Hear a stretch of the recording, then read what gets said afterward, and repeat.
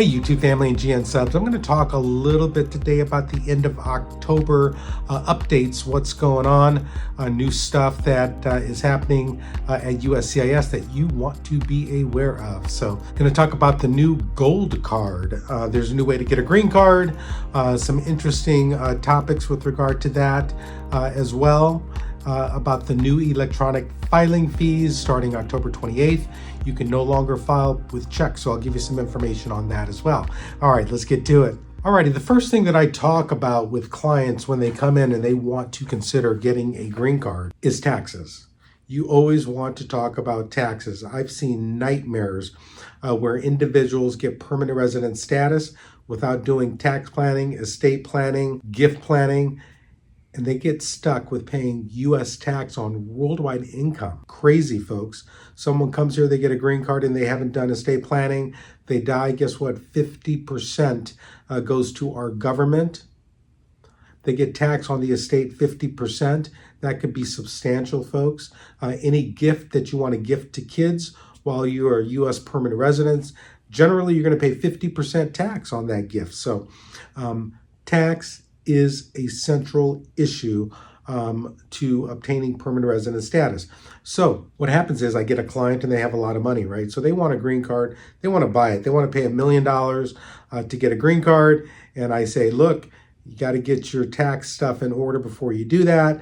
They think it over and usually they do not go for it. In any event, this new gold green card is really, really interesting because it has two components. The first component is $1 million.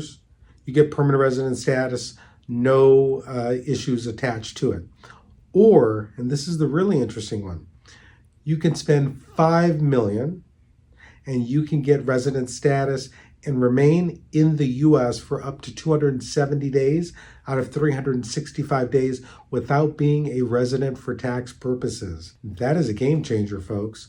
I'm going to get you more information on this gold card as it comes to fruition. I think it's a great alternative for those who want to, spend substantial time in the U.S. Without becoming a tax resident. Alrighty, secondly, starting October 28th, you cannot file with a check anymore, folks. It is digital time. You have to file with the form 1650 and the form 1450.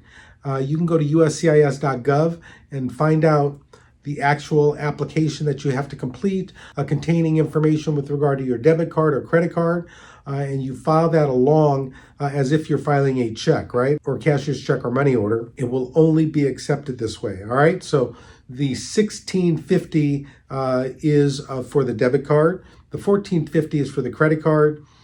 Take a look at the forms. They're really simple to fill out. You complete them and submit with your application. Remember, your case will be rejected if you don't submit electronically coming up here on October 28th. Very important. If you have due dates, if you have dates you need to respond to, and you need to file by a certain date, make sure that it's done properly, folks, all right? All right. Hey, YouTube family and GN subs, you can get me only at GrayLaw.com. Go to my website. You can obtain a consultation by emailing maria@graylaw.com. And hey, we'll see you next week.